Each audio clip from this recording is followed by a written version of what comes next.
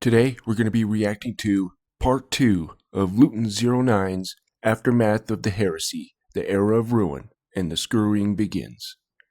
Please go support his content, and the original video will be in the description. Thank you. Welcome to A Christian Reacts. So I do things a little bit differently on this channel. I do react, but I also bring up biblical commentary that's pretty close to the Warhammer 40k lore on the screen. Also, I do a Warhammer 40k lore in the Bible series. So if you want to check that out, that'll be on my watch page.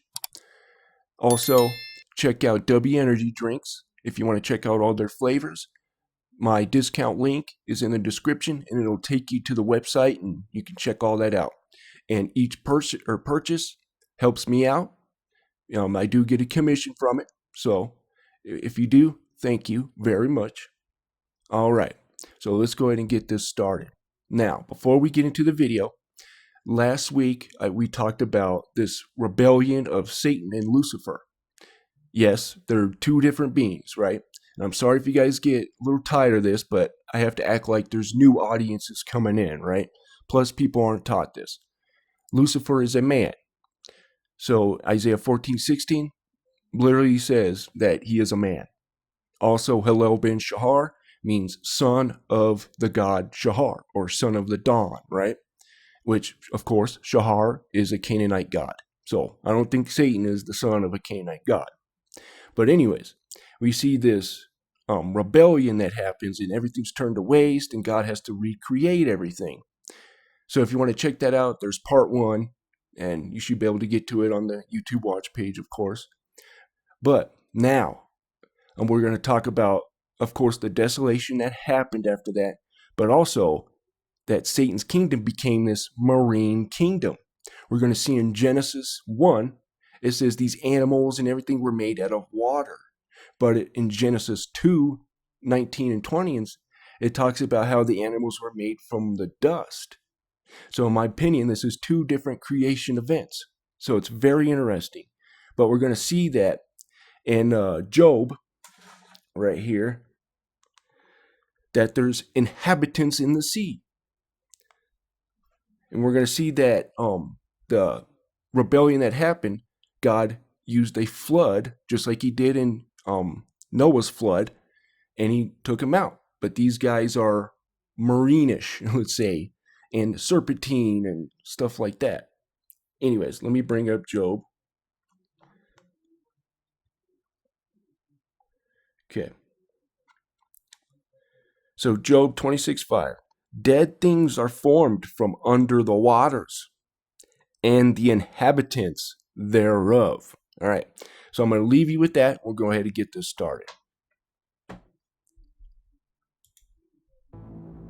So now we move into the section which I've titled Revelations, because the first half of the Era of Ruin is more about eliciting an almost undefinable feeling in the aftermath of what just occurred. By the way, now that he brought up Revelations, in my opinion, Revelation is this redoing of this golden age, right? But anyways.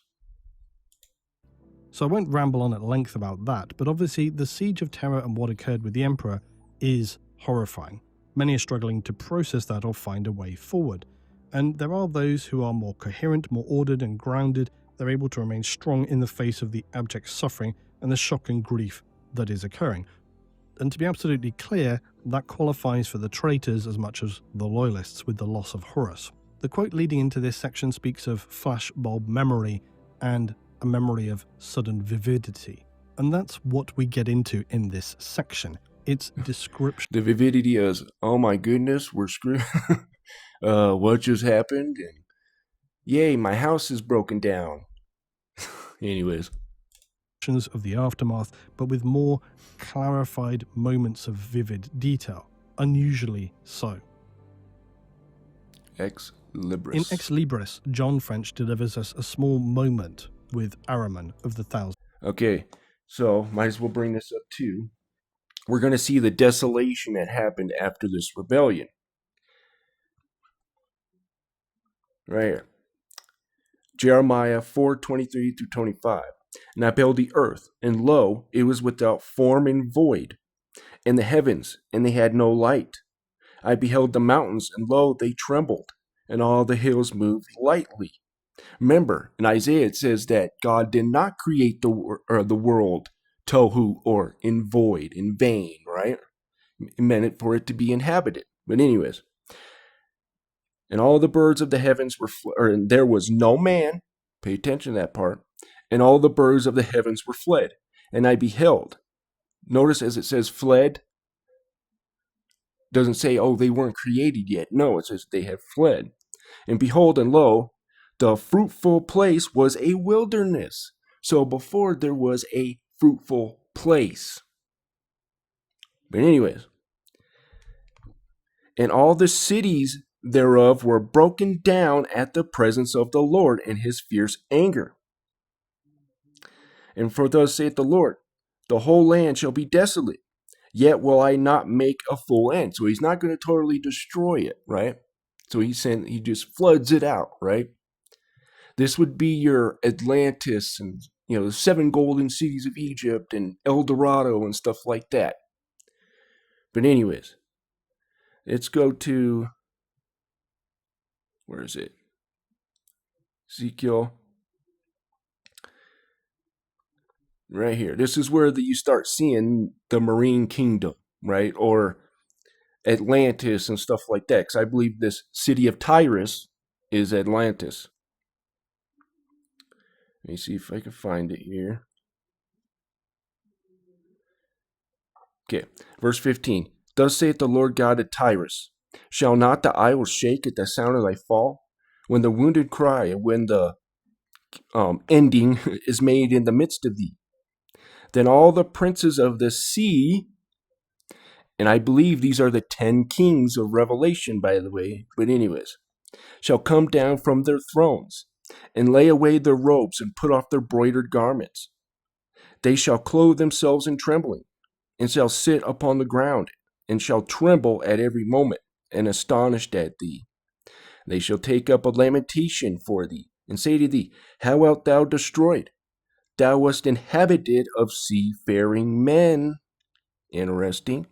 The renowned city, which was strong in the sea.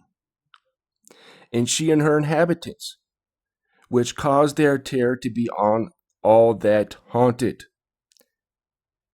Where is it?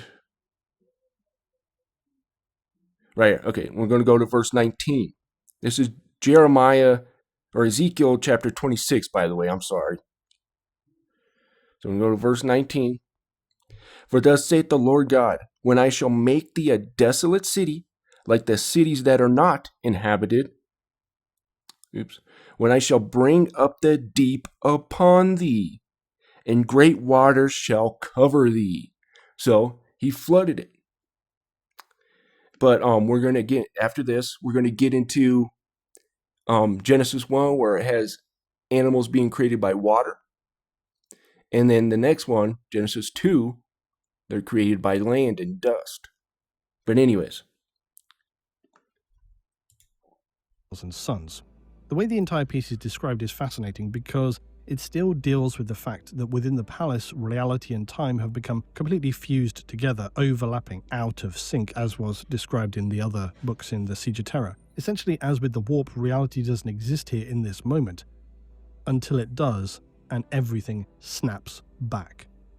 The descriptions unfold for us to learn how the Chaos Gods poured so much power into... Has there been a moment in the Warhammer 40k universe where everybody's fighting against each other, like the Tyranids? I know there's chaos, and the devastation of Baal.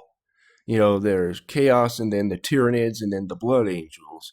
But I'm talking about like everybody at once. The Eldar, Drukhari, the Tau, I guess the Kroot even. Just everybody at once. I don't know. Let me know in the comments. Horus, that defeat became all but unthinkable, that where the Emperor understood the possibility of failure and was able to prepare as best he could, the gods of the warp could not foresee the spoilers in the form of Olp, John, Loken, and also the pure faith of humanity. The raw power of the warp gods unleashed should have been enough. It should have been irresistible, unstoppable. But it wasn't. They failed to foresee that power, especially in humanity, the bargain that would bind the Emperor and mankind together for the next 10,000 years. One cannot Is that an Inquisition nun? Anyways. exist without the other. One of the most interesting parts for me is when Ahriman is having a powerful vision, allowing him to see the totality of a momentary instant. Terra, the battlefields, the palace, the ships in orbit. And it states how, which are the Drukhari, from his vantage point in the Riptide, Ahriman sees it all, sees the singularity at its center, the whole in existence that was once Horus, a vortex, a spiral of unmaking. It will not last. It is an instant, a vast, an echoing instant of eternity. When it does end, there will just be dust and the echo of silence in the souls of the survivors. That's what you get in that one verse, right? Everything's laid to waste, cities are laid to waste, and everything's just kind of silent, right? Verse Genesis 1:2, it says that darkness was upon the face of the deep, which the deep is an entity, by the way, a Tanin, which would be a water serpent, or it's like dog, but you got different breeds, whatever. Well, Tanin means different things, like serpent, great sea serpent, whale, and stuff like that, but it means mostly serpent. And this would be a Leviathan, right? This deep character, right? In the last video, I talked about how in Ezekiel, 34, I think it is, where it talks about the deep sent him up on high with her rivers running about his plant, talking about the Assyrian, right? The Assyrian, if you don't know, he's like second in command. He's a second, quote unquote, Satan, right? You got your top dog, Satan, of course, right? Then you got this Assyrian character, which is interesting. And they're both seraphim. Isaiah 14, actually, which we'll bring up, it literally calls him a seraphim. So, anyways. And of course, Satan is a seraphim, which means fiery serpent, not a cherubim. Anyways. There's continued to be debate about if the Emperor fully deleted Horus from existence, as was stated in the very old 40k lore from 1st edition. As things stood at the conclusion of the End and the Death, people opined about how it now appeared that Horus was killed, yes, but not extinguished from reality. His remains were there. But this description from Ahriman seems to contradict that. Make of that, of course, what you will, but the language is quite specific. A singularity at its center, the whole in existence that was once Horus, a vortex, a spiral of unmaking. And I'll crowbar in here my point about perspective and context being everything. If we only had the view of the traitors in the immediate aftermath of Horus's death, you'd imagine he'd just been killed. From Ahriman's point of view, it appears to be significantly more than that, even if his physical body was recovered. And there are other elements which speak to this shortly as well. But I'd also cover myself here and say there's a note merely a few paragraphs later where Ahriman describes how is anything he sees or senses now real, or is it all in his mind? Is there a difference? Yeah. Does the difference matter? 40k. And if that doesn't underscore my ongoing point about canonicity... I guess demons, they can't really die. So, and they just go back to the warp and basically rebrand and regenerate, I guess, per se. Anyways. I really don't know what does. An explicit statement about an event already established, but then immediately undermined by self-doubt from the character about their own lucid vision just moments later. It really gives you a headache. Ultimately, Ahriman considers how, in the end, Horus still won, which was very much how the Cabal had seen things also, that win or lose in the technical sense, there was seemingly no way for the Emperor to really beat chaos, or at least not at this moment in time, which is very key to the contemporary era of M41 and potentially what could be occurring with the Emperor. Okay. So, since I brought it up and all that, let's bring up, so we're going to see Genesis. This is Genesis 1:21, And God created great whales. And by the way, this is the word tanin, which is interesting. But anyways, and every living creature that moveth, which the waters brought forth abundantly after their kind, and every winged fowl in his kind. So this isn't just marine creatures. This is all these creatures being made from water. And God blessed them, saying, be fruitful and multiply, and fill the waters and the seas. Let the fowl multiply the earth. And the evening and the morning were the fifth day.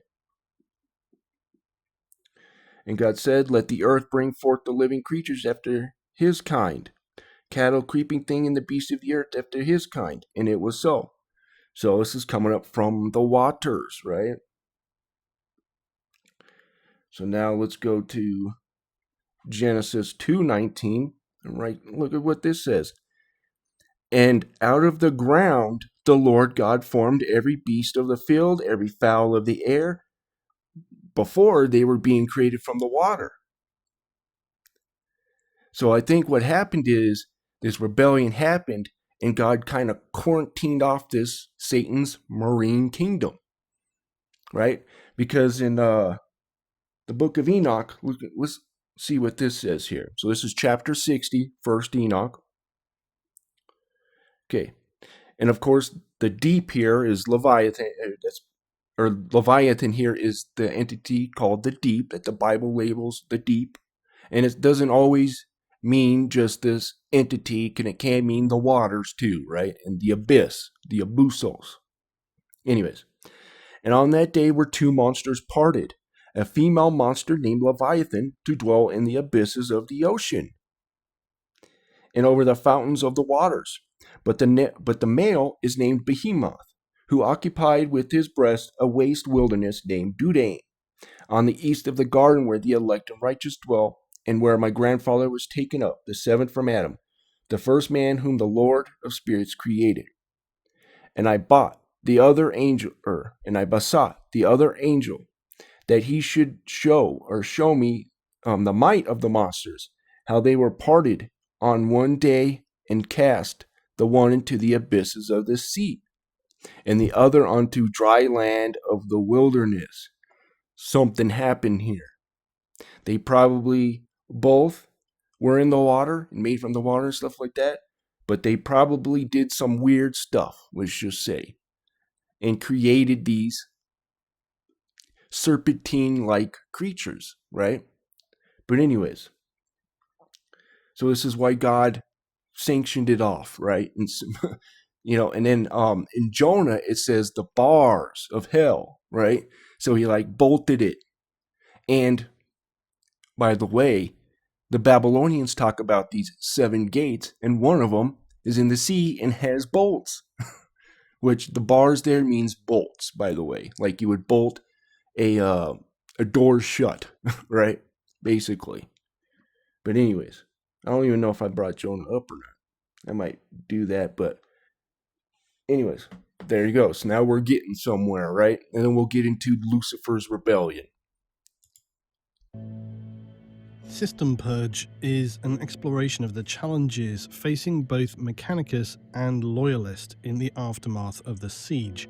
Many core facilities have been penetrated and compromised by the traitors, which, as the title suggests, requires complete purging before there can be any thought of rebuilding and recovering Terra itself. Something that undoubtedly is going to take many years given the scale of the destruction. We follow Amagos and Techmarine as they enter the bowels of the Lionsgate spaceport. They're hunting for problematic scrap code that is believed to have been introduced by the Iron Warriors during their short control over the facility. The Lionsgate spaceport was never just a landing zone. It is the artery that feeds the Imperial Palace. It's the gateway to Terra and brought everything to the surface. It's the only port capable of handling Imperial-scale vessels that are kilometers in length. And so, during the Siege of Terra, this made it an absolutely critical piece of infrastructure to fight over. Because whoever controlled it... Oh man, I'd be sending almost everything at that just to protect that spot right there, man. Maybe not everything, but some of my best of the best. But anyways... controlled the planet in many respects. They could land supplies and material power. It was a gateway to either damnation or salvation, depending on who controlled it. Dawn understood that if the traitors took Lion's Gate, the rest would just follow. No carefully warded labyrinthine corridor, no fortified bastion deep within the palace really mattered if orbital superiority was breached. And so it was turned into this fortress. And the fighting, as we know, was apocalyptic, as was everywhere. Drop pods, titans striding across its concourse, hammering into one another, traitor masses sweeping. What's interesting is in the Vedas, it talks about this war between the Vrishis, the Vishris, I can't remember their names, but and another group.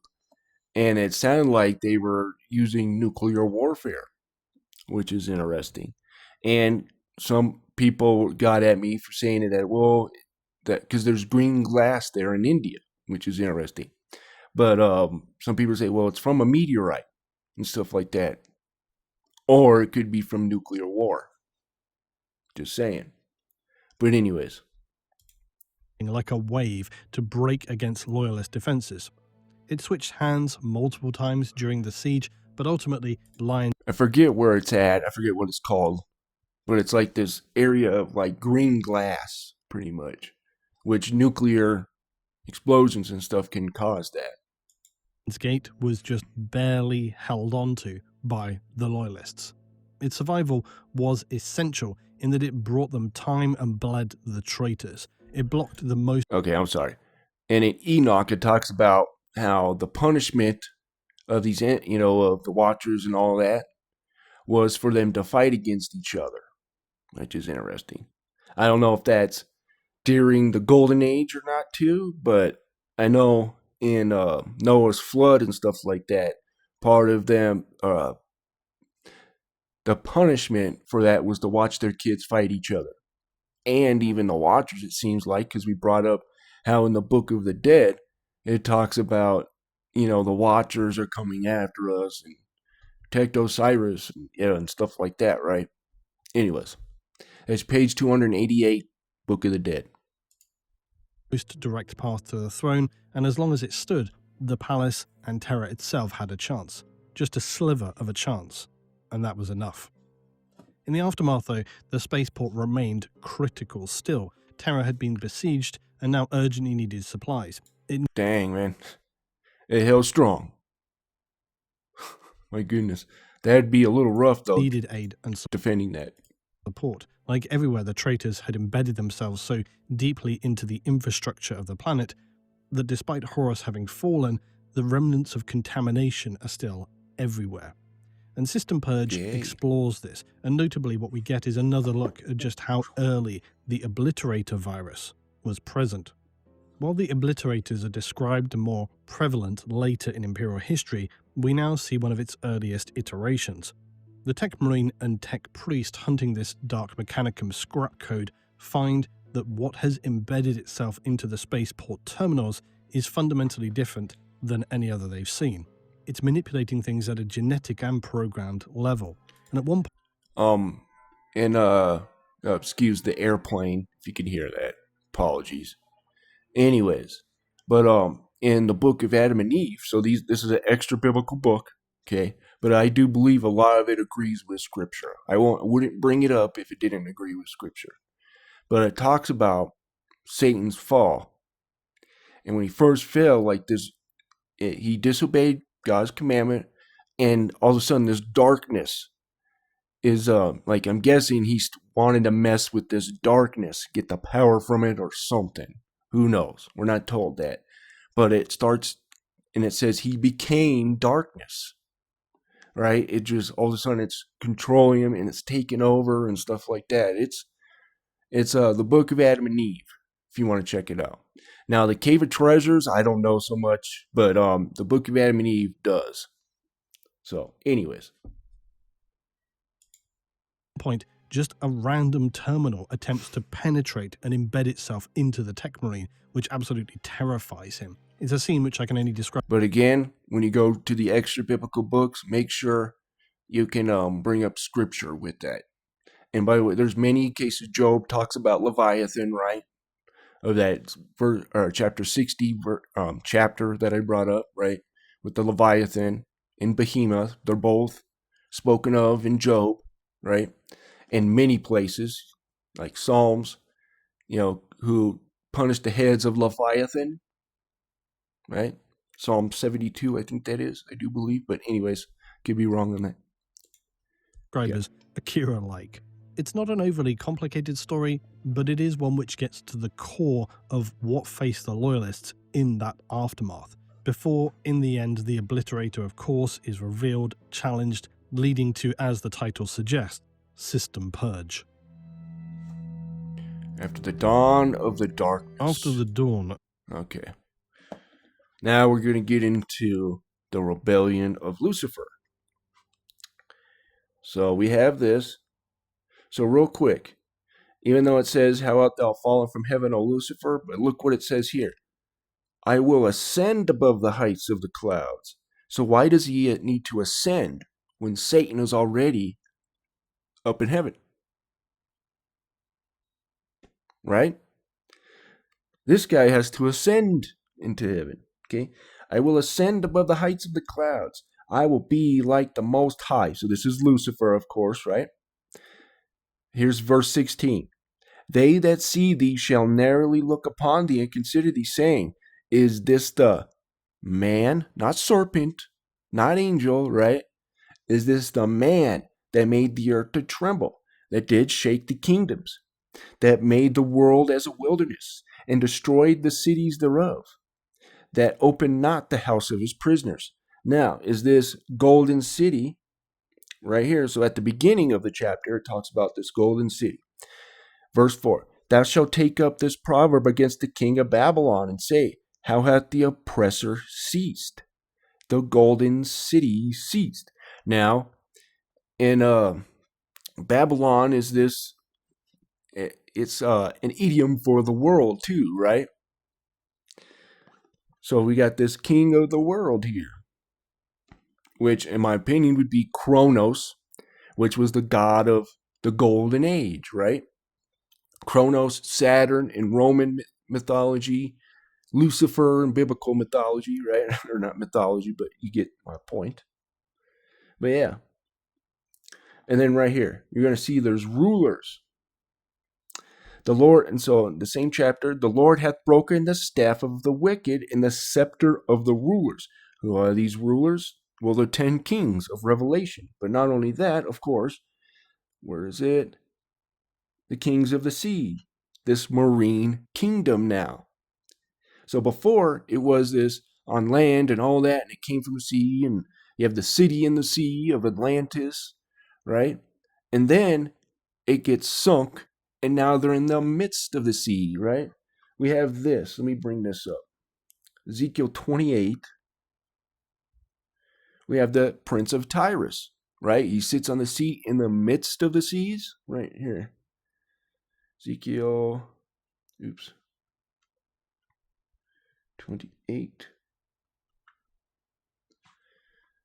All right. So Ezekiel 28,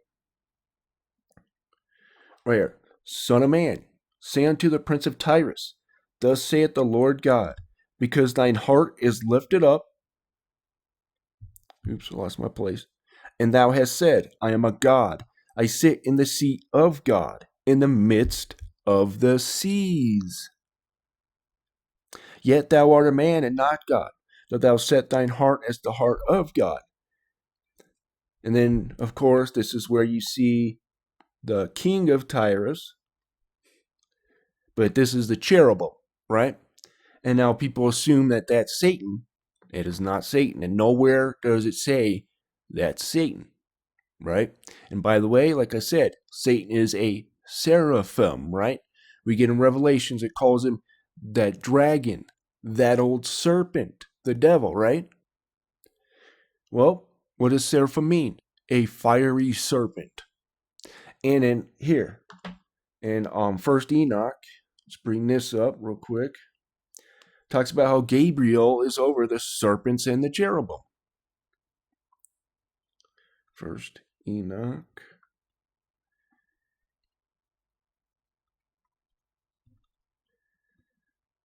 By the way, a good place to read the Book of Enoch is just type in First Enoch and then Wikisource or whatever subject you want to type, and in between them, and then put Wikisource at the end. That's what I usually do.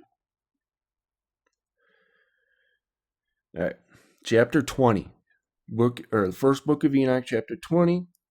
We're going to see verse 7. Gabriel, one of the holy angels who was over paradise, and the serpents and the cherubim. These serpents are the seraphim. Okay. So now that we got that out of the way. So now you saw the rebellion of Lucifer, and then Satan is the one who's coercing this, right? He's trying to set him up like God did the Word, or Jesus, right? God says that he put the government on Jesus' shoulders, right? And, well, Satan was trying to do the same thing with his quote-unquote Messiah. Opens with the same depressing stagnation, no shelter, post-traumatic stress, the scars of battles fought with the most horrifying weaponry available to humanity since the descent into what had been the Age of Strife. We join a man in one of the many refugee camps which are now all over the Imperial Palace and likely Terra itself. It's a way for them to centralize ordinary humans so that they can best care and utilize them as a resource. But this Is that a thing? Caring for the humans of the Imperium? Anyways. Individual is caring for a small child. We also see some mocking about the beginnings of the faith in the Emperor, the cults that are beginning now, and the fact that now things are not quite as desperate and critical as they were before. It's okay to joke about he protects. We hear also about Emperor the potential protects. for the descent into inhumanity among them. They're keeping record of all persons. There are so few supplies that starvation is a real factor.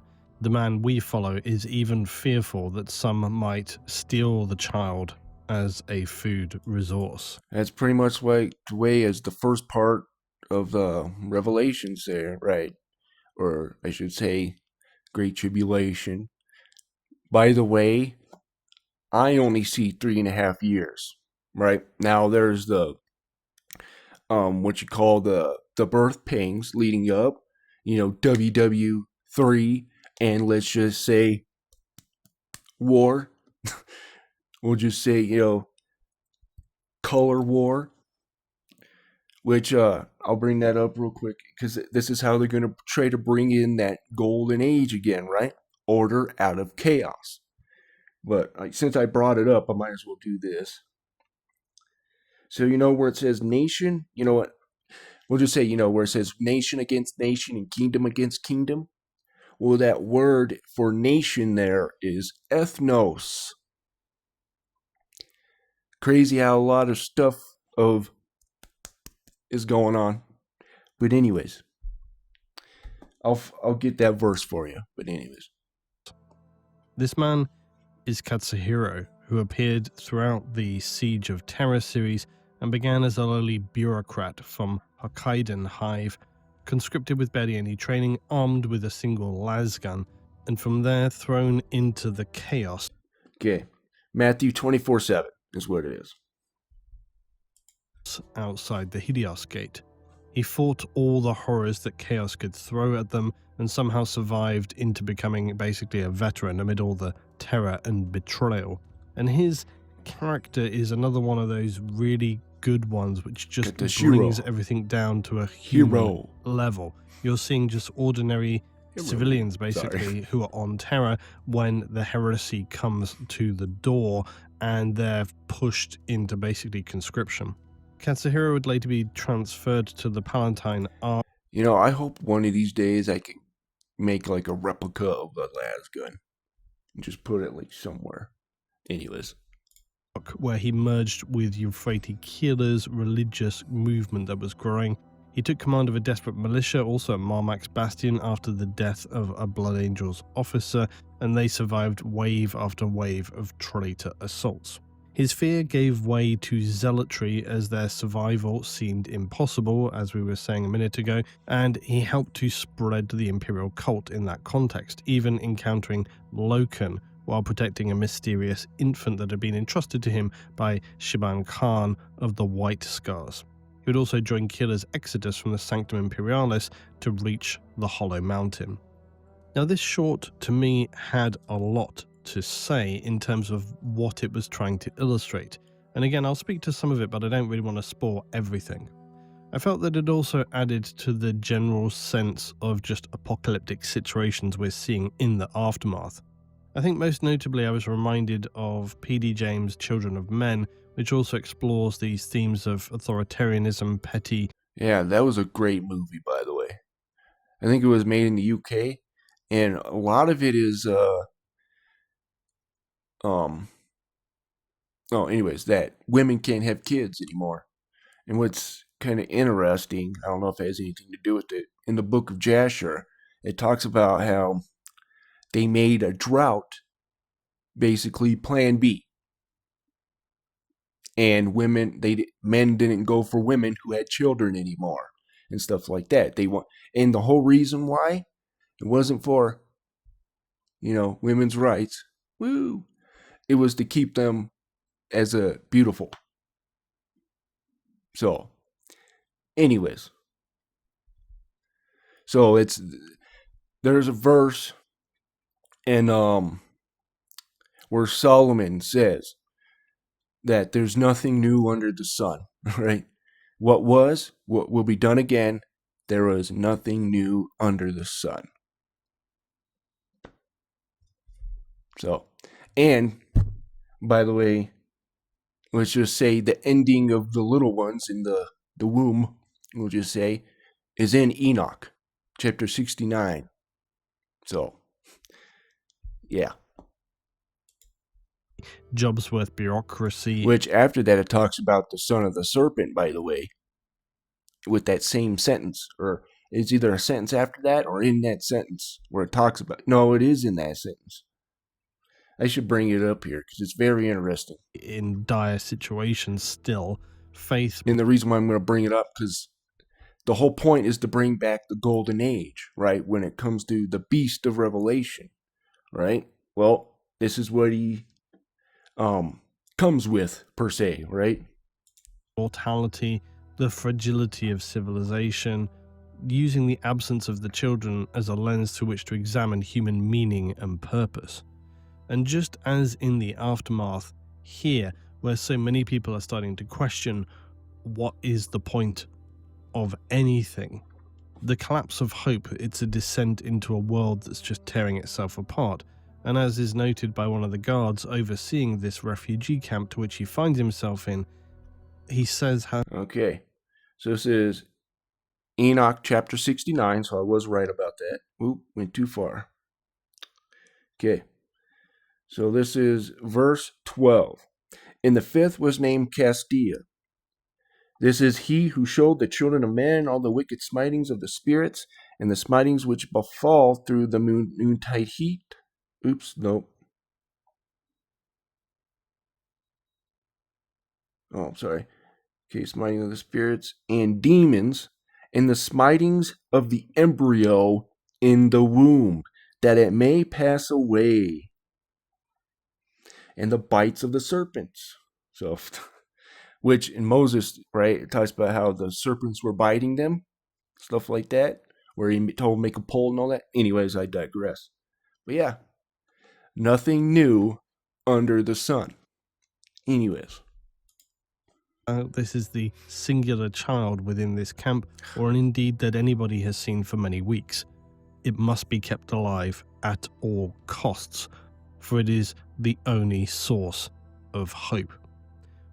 Also, just adjacent, if you've never read Children of Men, recommend that to you, because in my opinion, whilst the movie is visually powerful, the novel is far better. It's more reflective, thoughtful, it's more philosophical, I didn't even know there was a novel. And as is common with these sort of things, a novel gives more space for deeper exploration of what it means to be human. So uncultured. You get some of that also here with Katsuhiro.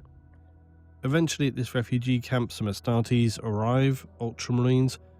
I was expecting some kind of powerful situation here to occur with them, but no, evidently they're here just to kind of monitor things and ensure that they remain peaceful. The people, though, are still considerably fearful.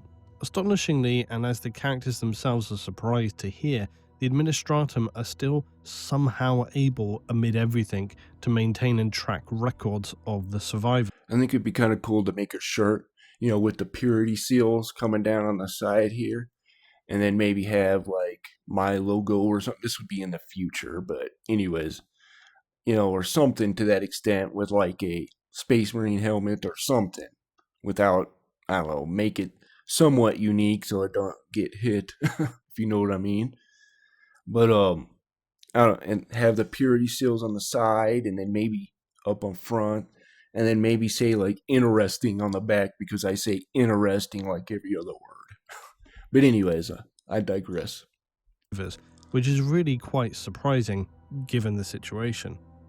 Everyone is required to work in clearing and organizing the ruins to already start moving things forward in a constructive way, and in return, they are getting their rations.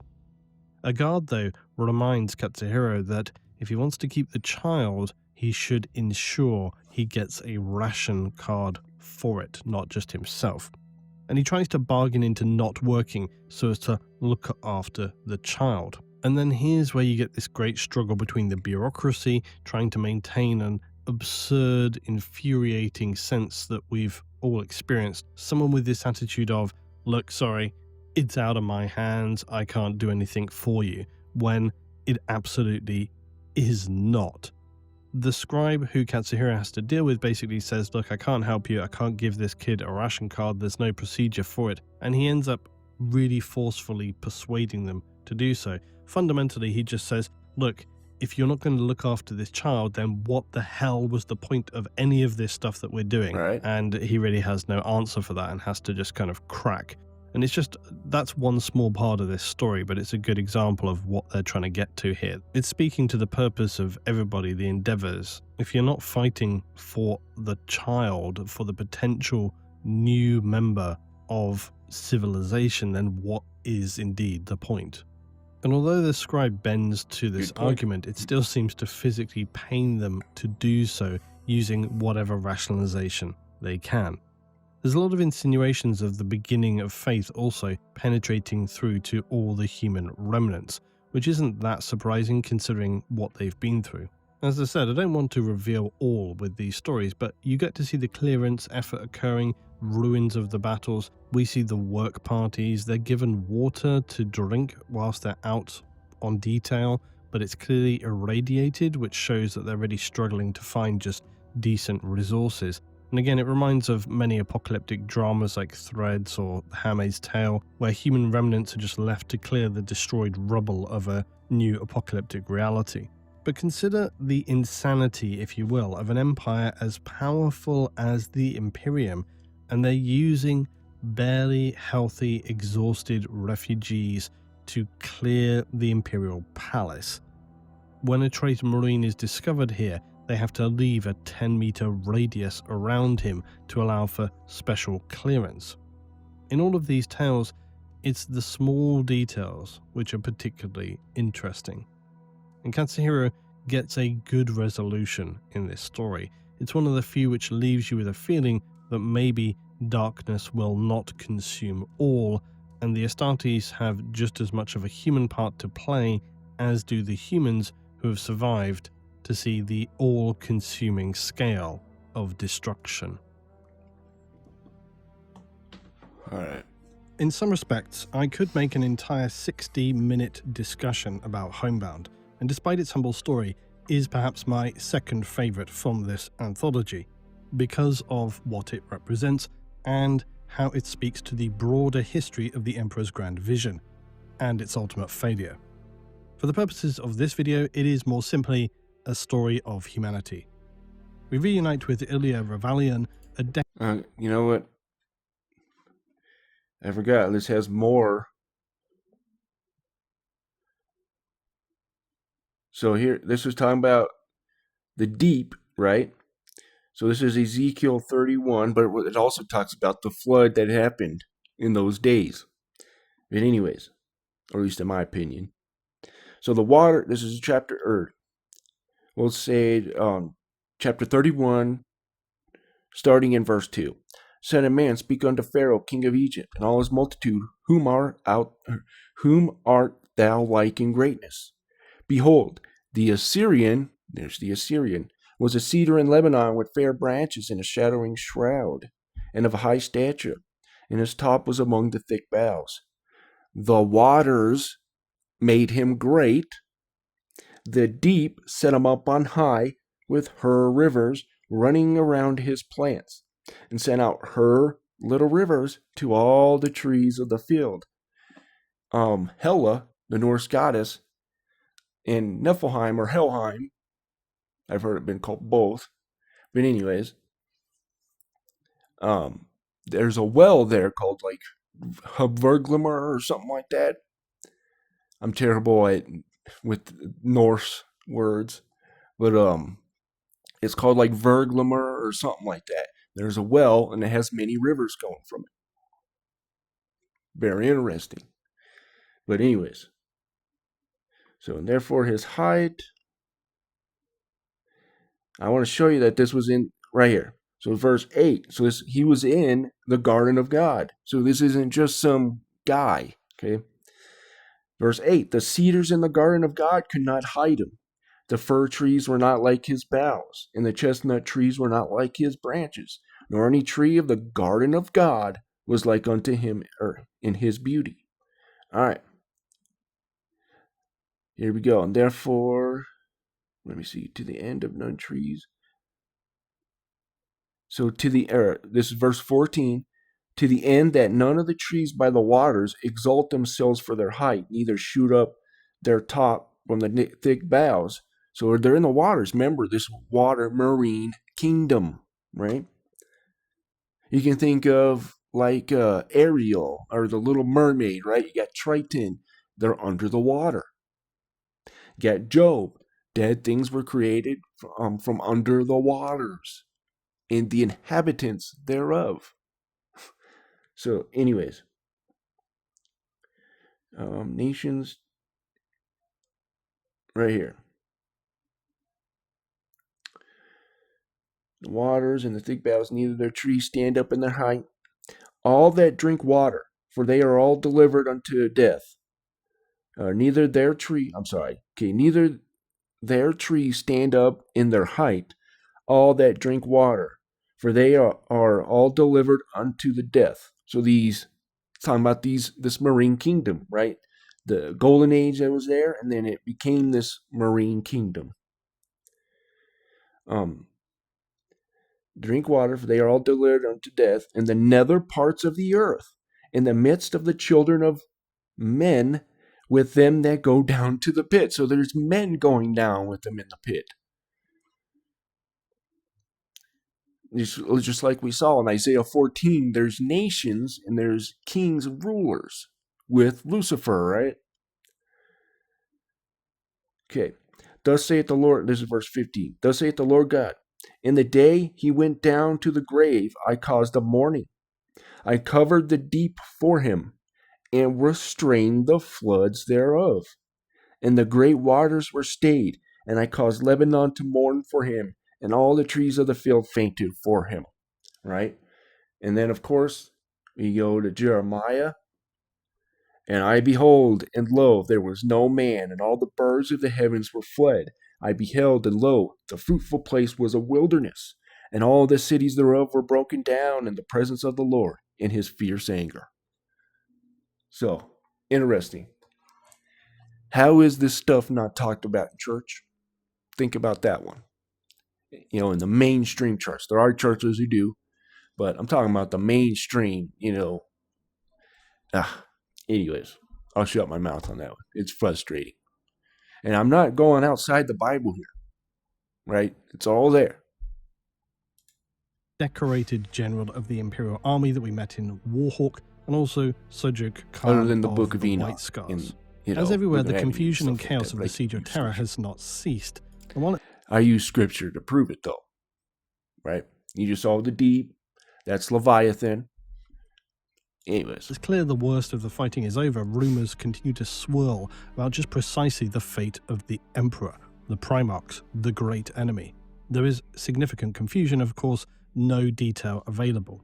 Some speculate the Emperor is dead, even Malcador. Some say this is impossible. He's surely only wounded at the very worst. Guilliman is here, claim others. There is now nothing to fear. The speculations about who is where and what is going on and who remains in command are just endless, but ultimately any and all of it could be true, or none.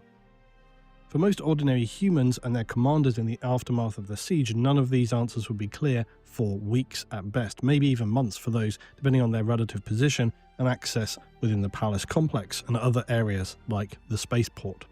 I wanted to keep this one more spoiler-free, so I won't go into the specifics of some aspects, but she does greet some important figures while remaining within the palace itself. So, the Assyrian is in this rebellion in Isaiah chapter 14. So, I will bring that up here. Right. Here's verse 18. So, all the kings of the nations, even all of them, lie in glory, everyone in his own house. And also, Lucifer has kids. Right. But where is it? So verse 20, and thou shalt be joined with them in burial, because thou hast destroyed the land, and slain thy people.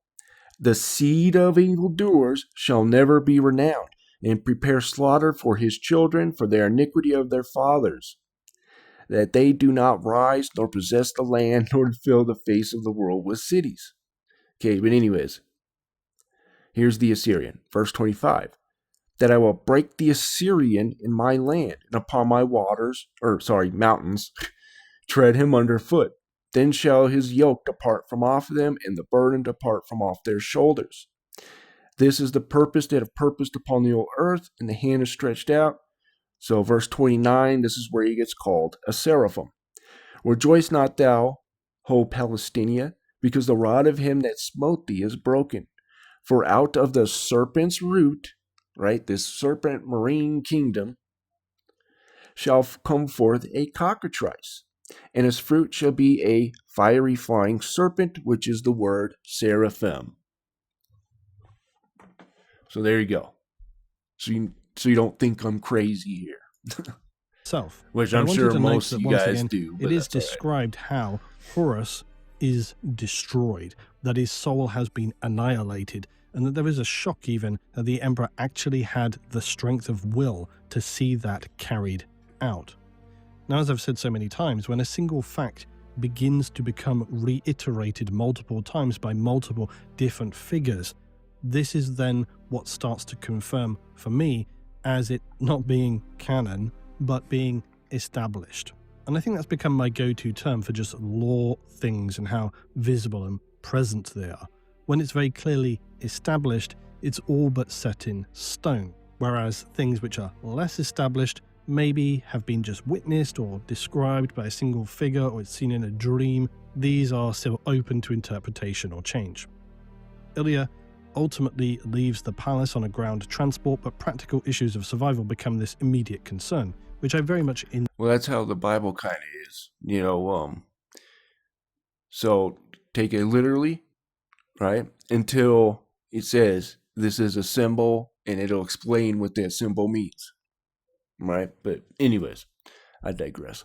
Enjoy that being noted, because think of it, you're in this barren, annihilated wasteland, thousands of miles all around, no logistics. The only food and water you can find are from destroyed convoys, patrols. You're basically a scavenger. The thought of that necessity alone is, of course, horrifying. No issue if you're in Astartes, but a regular human, you could be looking at mere days to death if you were isolated and far from a supply line or access point. We again see this disturbing emptiness and silence of this new reality that continues to be compounded, as does the sense of immense despair and frustration. She returns to her home city, finding it also, quite obviously, decimated. And this was when I began to really invest most in this story, because it reminded me of some elements within Valdor, Birth of the Imperium. We're presented with this rare insight vision of what ordinary humans still had in this time. It's a lot of memory and descriptive language. She finds her home, she's emotionally shattered by what she finds. It's a very human moment, something that I think I'd can be say very so. difficult to find amid the scale of the conflicts and the stakes in the heresy. Man, that would be a little rough. Seeing your house flattened, everybody else's house flattened, ain't much food, your water's irradiated. Ugh, that'd be hard not to say, Cliff, hello, or something, but I shouldn't joke about that. But, anyways, that would be nuts. Or even M41 for that matter. Again, I want to mention the Warhammer Crime series here because it is almost exclusively human-focused, set on a hive world. It's very worth your time. But for Ilya, we get just the most human of moments. She sees her home ravaged by the war. She remembers it from her childhood, how it was clean, ordered, there were plants and peace and friends and neighbours. It's a different age entirely. It also really, as with the Valdor novella, becomes this final glimpse of human life in this era before the age of the Imperium, that end period after unification, but before, obviously, the conclusion and the whole heresy.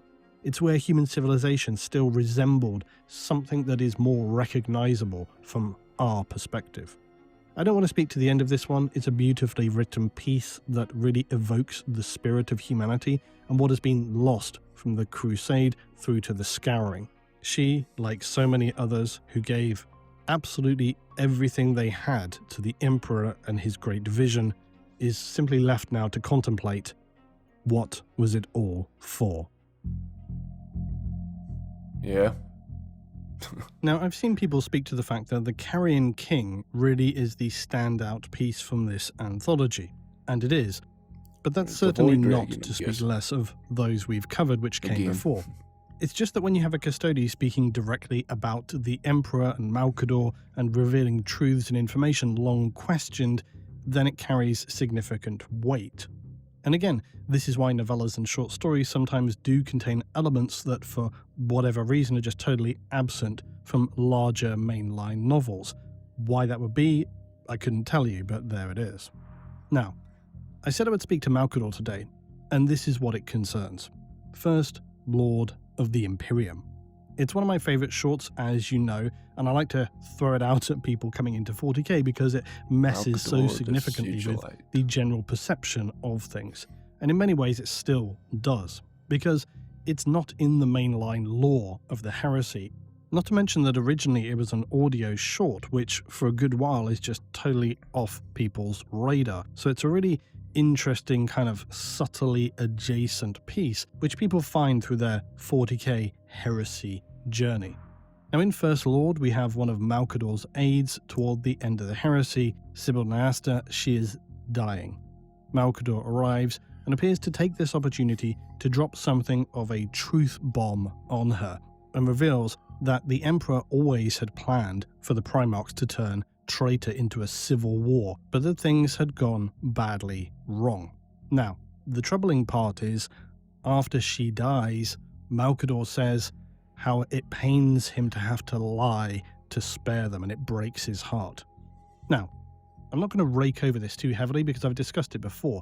The long and short is that for many years, people have dismissed this entire That's a depressing chair right there. That's really depressing. Gotta love the Warhammer 40k universe, man. Boy, I don't know. That is kind of a cool chair, but all the chains and everything be like super dark. scene No wonder why everybody's all got their panties in a bunch, would you say? with Malcador as, oh, he's just telling her all that stuff because whatever reasons before she dies. None of it's really true though, because he says he wants to spare them from the truth, so it can't be correct. Except, and I feel almost stupid in saying this, that obviously makes no sense. What is he sparing her? The truth that what? The Primarchs turned and that it wasn't planned? Isn't that better? Isn't it worse that the Emperor planned to turn them against one another and that was always the plan? So the entire argument that he's somehow sparing her by giving her a false, much more painful scenario I never that's even thought extremely about that. traumatic right before she dies? It makes no sense at all. So what's Yeah. actually going on? Well, I in my agree. opinion, and I feel pretty strongly about it at this point in time, it seems very clear that what Malkador tells her about the heresy and the Primarchs that the Emperor planned for the heresy to occur, but just that they underestimated when and how powerfully chaos would get involved, that things spiraled out of control too quickly, and then you got Magnus who really drops the ball. It's all pretty in line with the Emperor. He's basically doing Yeah, Thunder Warriors say so. 2.0. Why do you think in the Siege of Terror series we have the horrifying figure from the Dark Age who's creating a weapon that we can guesstimate is basically a virus capable of exterminating all Astartes? So when Malkador... How many of you in the comments would don that? The claw. Darn it, I forget what it's called. The hammer fist, the warhammer, the power sword. I don't know. Let me know which one you guys would don. But anyways. says he lies to spare them. He's not talking about what he just said. If anything, he's using a dying aid to just get all this off of his all back, the other ones, because you can't exactly go around just chatting to goodness. people about this. My brain. It must be an immense burden for him on top of everything else to just carry that weight of knowledge around. And here he sees an opportunity to finally share, which is so very human. And he couldn't really even tell this to anybody else, not anybody else dying. She is a trusted aide. She's in a secure location. He has an opportunity to basically vent, and that's what he does. So it's not that. What Malkador is lying about is when he says to her just before, he says, "Go to him. He will catch you," meaning the Emperor. I've long speculated that this entire spiel about the Emperor saving those who are most loyal or faithful is a load of nonsense, because the only thing that exists in the warp is chaos, and it consumes all souls, human, the Eldar, and so on. Except this connects also to what I've said before, that some souls are stronger than others. The Eldar souls seem almost indestructible compared to humans, which by comparison basically dissipate the moment somebody dies. And for those who do have stronger, more persistent souls, that's no good thing. You're going to be tormented for eternity in warp hell. So Malkador is lying not about all the stuff he said, just about the fact that the Emperor is waiting to catch those who serve him. It's a little twist on the human need to just believe something awaits them in the afterlife, which is all very ironic considering the Imperial truth and the emergence later of the Imperial cult. So then, where does all this connect with the Carrion King? Well, Diocletian, from his time wandering the palace in the aftermath of the siege, states how, "I try not to judge, truly, but I'm so sick of their prayers. I'm so tired of hearing the people scream and shriek and mumble and murmur of an afterlife at the Emperor's side. Their prayers reach our ears even here, creeping, spreading, an infection of faith overcoming the species. I don't want to enlighten them. It isn't malice that motivates me, but in the name of the man they believe is a god, I wish they would cease their wailing. We know what happens when a soul leaves a body. The fortunate enter swift oblivion. The unfortunate are the playthings of demons. Forever. It is the fundamental truth of reality, and the one thing our king never wanted the species to know." And this is just more confirmation that human souls enter the warp to disappear forever. They're consumed. Yeah, and you could definitely tell in the Master of Mankind book that you can see the humanity of the Emperor, and he saw that his plans weren't going as planned, let's just say. I don't want to spoil it too much for the people who haven't read it, but anyways. By whatever intangible energies exist there. And also that the Emperor really doesn't do anything to stop this. As Diocletian says, the Emperor really didn't want people to know that. Although that then raises additional questions for me, like why? Was it because he had a greater long-term plan, the whole "I foresee myself becoming a true god"? In terms of Carrion King itself, the general tone of Diocletian is very disconnected from reality, and with fair reason, because the Custodes at this point, not only are they immortals, but they're now left with no purpose in a realm of mortal concerns, which I think is quite comparable as an analogy to something like Dr. Manhattan from Watchmen, in the sense that his immortality would leave him being separated from humanity in a way that only an immortal figure could be. They become just bored of mortal concerns.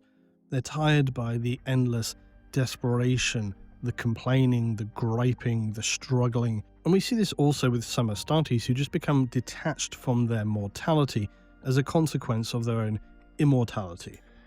So this is going to show, how like demons, right? They go into the warp, but they can come back, sometime later, I've heard 1,000 years, 100 years, but anyways, whatever long it takes, But here's Lucifer in Revelation, in my opinion. So we saw Isaiah, right? He goes into the pit, right here. I ascended to the heights of the clouds, all that. Where is it? All right. I will ascend above the heights of the clouds. I will be like the Most High. Yet thou shalt be brought down to hell, to the sides of the pit. All right. Revelation 17:8. The beast that thou sawest was, so he was before, right, in the golden age, and is not in the John's time, but he's not in John's timeline, and is not, and shall ascend out of the bottomless pit, and go into perdition. And they that dwell on the earth shall wonder, whose names were not written in the book of life from the foundation of the world, when they behold the beast that was, and is not, and yet is. Lucifer 2.0, per se, right? So that's what's coming up. It's a little interesting. Some people may get mad at me for this, but you look at St. Peter, I think it's St. Peter's Basilica or whatever. They made this little serpent. You can see it. It's got the head of this serpent, like this whole auditorium. You can go look it up. I can't remember what it's truly called, but I think it's like St. Peter's Basilica or something to that extent. But they have Jesus coming up in what looks like water. It's weird. It's a weird thing. But anyways. Now, of course, we know Astartes are not really immortal as are Custodes and Primarchs, but they are practically so. It's just that most will die in battle before entropy can totally consume them. Now, within Carrion King, it's also basically confirmed that the Emperor reached into the warp and used its power, if not in a deal with the gods, then in such a manner that it triggered them into acting, and he needed to do this to create the Primarchs. Again, that's a very specific detail which has been speculated about forever, and here it's all but basically confirmed. Diocletian also is raging at Guilliman and the Primarchs for what they have done, and that they're basically individual. Okay, so it's not St. Peter's, it's Paul VI's audience hall. And it's got some, let me see. I don't know if you guys will be able to see it.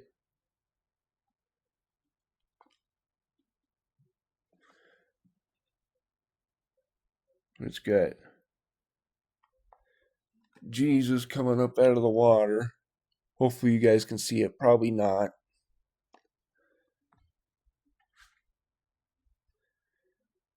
But you can go look it up yourself. The Roman Catholic, Paul VI Nervi Hall, Nervihall. Tell me that ain't coming up out of the water or this pit per se. But anyways, walls of the Emperor. They're not shards of him. People have often said that the Primarchs are kind of individual aspects. They're shards of the Emperor. And Diocletian says, no, yes, they are of the Emperor, but they're just not shards of him in that sense. And so just like, Lucifer, he's got his kids. And they were probably pretty tall as well. But anyways. So each push their own individual, specifically arrogant beliefs that each one can see the true path forward. What this means is that it's entirely questionable if Dawn's path, for example, would have been any more or less beneficial than Guilliman's was with the Codex. It's always been presented that Guilliman's plan with the Codex to dissolve the legions essentially and so on was the only way forward. But the way that Diocletian talks about it in Carrion King, you get this sense that not really, that perhaps really any of the Primarchs could have presented an equally acceptable plan. And that See, that's what I was told too, that the Primarchs are like different aspects of the Emperor. But yeah, I never really gave heed to that. I just listened to it, whatever. But yeah. Okay, so they just kind of have his genome or whatever, but they don't necessarily have, like the Blood Angels have the Black Rage, stuff like that, and then like the Salamanders got ashen skin, stuff like that. That doesn't come from, the Emperor or whatever. They just kind of have his genome a little bit per se, I guess. Anyways. it would have been as good as, or certainly no more of a higher risk. Diocletian seems to be blinded by frustration at just how things have unfolded, which is fair enough. But also for a Custodes, he feels a little unobjective. For example, he unreasonably states how he's incensed that Guilliman did not leave for Terra sooner, when it's well established that he was trapped by warp storms. He had no reasonable way even to know if Terra even still existed. He goes on to talk about how the warp gods would now even be proud of the Primarchs, and he ascribes a lot of blame to the Primarchs themselves. He casts them in a cold light. The fact that the Emperor was, for example, not their father, just a scientist, which of course is something we see throughout the Heresy series. But at the same time, he's also ignoring the fact that the Emperor created the Primarchs. He also made a conscious effort to treat them, maybe not with the specific wording, but he definitely treats them like sons. And that's something, again, I've spoken to. It all feels very disingenuous on the part of the Emperor. Never mind. But then Diocletian, again, reinforces this concept that the Emperor always kind of knew that things weren't going to go well. And the argument really here is, why would the Emperor create the Primarchs if he didn't trust them? And then why create 10,000 golden Custodes to surround him as bodyguard if the Primarchs are so great, so trustworthy? It reinforces this idea, as Malcador states it, that the heresy unfolded entirely as expected, but perhaps just sooner. Because Diocletian is of course entirely unaware of that, but it underscores the legitimacy of his idea. Why do you need a vast army of Astartes killing custodians if your Primarchs are so very perfect and the fruit of your own creation with no concerns whatsoever? And I think the answer for that is quite self-explanatory. We progress forward to an undetermined period where Diocletian is now observing this new reality for humanity. The imperial religion has consumed everything, and it's interesting to consider and see from the perspective of one existing through these ages. He doesn't really seem to feel or sense time in the mortal way, which makes all the sense in the world. He walks past sites within the palace complex that were once dedicated to information and learning. He cannot remember even the last time he passed there, but now they've become chapels and halls of prayer. There are humans begging for scraps from the immense golden figure. It's just this very dark, depressing age now, and we've entered into, of course, the decay of humanity over the next 10,000 years. The Walking Dead version of humanity. Oh man. Where you get beat back, but then you finally just barely make it. Then you get beat back again, and you finally barely make it. Anyways. Yes. Diocletian describes how even the bones of the sacred fallen are looted by zealous preachers, believing the soulless sisters be tried even in death. It's this disgusting, unimaginable, twisted reality that the Imperium and Terra has descended into. And the Custodes seem fairly unbothered by this. They're so still consumed by grief for such a long time, they just kind of wander around the palace and don't do much of anything. Most critically, we come to the final vision of the Emperor, perhaps the most clearly described vision of the Emperor ever revealed. Until otherwise contradicted, this stands as effectively how we must see the Emperor from here on. And it's this classic Emperor decaying. a husk of a humanoid form hooked up with pipes, fluids, misting sprays, trapped in the eternal scream of death and life, a cycle of consumption that stays the final end and the death. I tried to consider what artwork existed that most resembled, and bizarrely, I think it's the first edition piece. This seems most similar to what is being described here by ADB, and I feel that perhaps it's very deliberate, that over the decades renditions of the Emperor and the throne have become ever more grand, embellished over the Sorry I haven't been reacting a little bit here. I'm kind of gotten interested in this. Anyways. top romanticized. But although a little janky due to the era it originated, it's this image which remains perhaps the most true. Because for once, it actually commits to delivering us some hard information rather than vague insinuations or allegories. It's just Diocletian describing to us his thoughts, memories, and vision. But there is a caveat, of course, which is how these things are delivered. Which brings me back again to, of course, how well things are established in 40k. Because some of what's spoken to is unfortunately delivered to us from Diocletian's thoughts, memories, and visions. Which means, as always, this is being delivered to us in the meta-diegetic, one of the more unreliable forms of information in 40k. Which is not to say, of course, that it should be just discounted, but it means it's less reliable than the author describing it to us specifically, which is not. So it's, so I'll bring this up again, like I did in the first video. 2nd Ezra 7:13. For the entrances of the elder world were wide and sure, and brought immortal fruit. So we see that the fruitful place became a wilderness, right? So imagine all the angels and all that who saw that. That would be something. Anyways. Not to say, of course, it should be just discounted, but visions and dreams of a character are less reliable than an author describing it to us as an invisible narrator.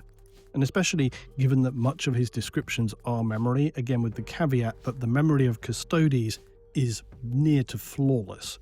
And on that basis alone, I think it merits being bumped up to being more effectively just diegetic information, not unreliable mortal memories. But I think that's up to each individual person to decide for themselves how much reliability they want to place on that. But what I truly enjoyed was this snapshot of the slide into darkness. Diocletian describing for us the pain of being a Custodes as the centuries and the millennia pass. Much as Guilliman is discovering. That's like somebody who's been working all their lives and then they retire and they just sit there and walk around their house. Anyways. In M41, the insufferable demands of the faithful become very quickly intolerable. And I think for me, that remains one of the most comical and bleak aspects of the 40k narrative. That for all these grand, eternal wars, the literal horror unleashed upon humanity in the contemporary Imperium, but across those 10,000 years, there remains this dark, overarching narrative that despite the superhuman efforts of the Emperor and his legions, they couldn't prevent humanity from dragging itself back into the darkness of spiritual worship, the thing they sought seemingly most to avoid and punished most harshly. And now, for example, Guilliman knows he cannot go against that because it would just create too much instability. It would basically create a whole new civil war, which is something the Imperium cannot avoid. And if anything, in his time since he returned, Guilliman has even started to see signs of things which have made him suspicious and curious about the ecclesiarchy and this faith in the Emperor. But of course, much of this only applies, like I said, if you subscribe to a viewpoint that the Emperor was very sincere about what he was doing in the Crusade and the Heresy, and that he was not looking to set up as some kind of long-term master plan, a situation that would enable him to rise beyond the form of just an exceptionally perpetual, powerful psychic mortal, and rise into another state of eternal godhood through the creation of faith. And perhaps he had foreseen that the only way in which he could do that would be this disastrous end to the heresy. That's very, very, very speculative, but it is a possibility. And as Malcador said, we wanted them to turn against one another. And that my failure was in underestimating the true enemy. The war began before we were ready. Huh. That's interesting. So as we enter into the now confirmed era... It is weird because in Master of Mankind, he seems like kind of distraught. Like his plan wasn't going as planned or something like that. Maybe it was because it happened too soon or something like that. I don't know. Anyways. Of Scouring. There is a significant amount of material to explore. The traitors trying to consolidate their forces, the bickering conflicts that will erupt between them, those who are committed to a singular god, those of Chaos Undivided. And of course, interestingly, some of this is semi-established, as we've already had flashbacks and visions from the traitors in M41. But what is less established is what happens to the loyalists in the aftermath. We all know the fables of the Primarchs, lost in the warp, killed, vanished, and so on. But now we should get more flesh on those bones. And perhaps most interesting will hopefully be the formation of the Imperium out of what had been an age of hope into what it would become, a new empire of faith. The survivors who remain are not victors. They're more akin to administrators of decline. The custodians, as we saw and know, retreat into becoming basically isolationists. They're broken and just without any sense of direction or purpose for the longest time.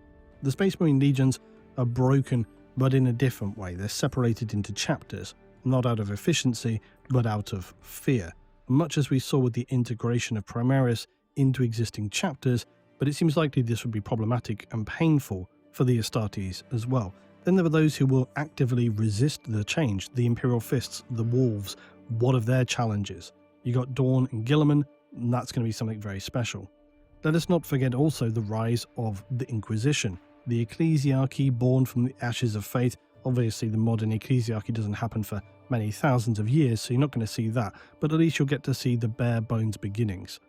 The Emperor's corpse and terror itself becoming an object of worship, the dream of the Great Crusade is sealed forever behind the religious dogma of... So you got that, that hat the guy was wearing there, the mitre? That is what the Dagon priests used to wear. Interesting, isn't it? But anyways, I'll digress on that one. Of the cult. I think my final thought is that the era of ruin brushed away the smouldering ashes of the heresy to prepare for the scouring and whatever else may follow. Which goes with the mirroring. The quote upon the Dome of Unity becomes part of that machinery. It's the new norm for the Imperium. Quotations, honoured memorials that are a useful fiction, a way to turn any failure into fuel, to mourn the dead without admitting that what they died for was already a lost cause, a foregone conclusion. It's this slow descent into the darkness of a dystopian Imperium that becomes an unstoppable bureaucratic machine. The real horror of the heresy is not the battles or the betrayals, but as the Emperor himself saw, the closer they reached the event horizon of the greatest battle ever fought, the knowledge that none of it could have played out any differently, that every character acted within the logic of their programming, biological, ideological, spiritual. The legions built for obedience, Primarchs for their raw power at any cost, and the Imperium for suffocating control. The heresy was just a natural consequence of that system breaking under its own weight. When Fulgrim became obsessed with perfection, when Kurz descended into madness, when Horus stood in the Emperor's sanctum and made his final choice, none of that was unexpected, even if those who were taking part felt as if there were choices still to be made. So yes, pity the dead, but not because they could not see this future. Pity them because they believed that there would be one. Pity the living more because it is they who must now construct some semblance of constructive meaning from what little is left, carrying the Imperial banner forward, not out of hope, but out of blind obligation. And I should say, too, I said something kind of stupid earlier. So when the salamanders, they have ashen skin, those come from the Primarchs. I was just saying the Primarchs themselves, right? But anyways, so the salamanders, they got ashen skin, but that comes from Vulcan, right? But the Vulcan, he didn't get that from the Emperor or whatever. Anyways, I digress. In the end, Era of Ruin is not about what was won, it is about what cannot be recovered. It is about the weight of survival, for the heresy inevitably would always end not with triumph, but with tragedy and a pause. The bitter silence before the release of a 10,000-year scream. All right, I don't want to get copywritten.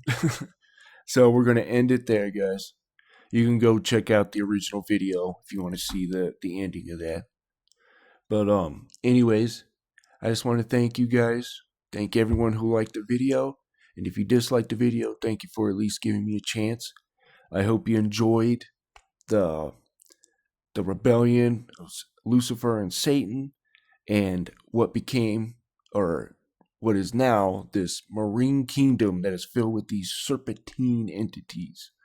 Like the deep, the Tanin, right? Which are these water serpents and water and monsters or sea monsters. Anyways, I just want to say thank you, and you guys have a wonderful day.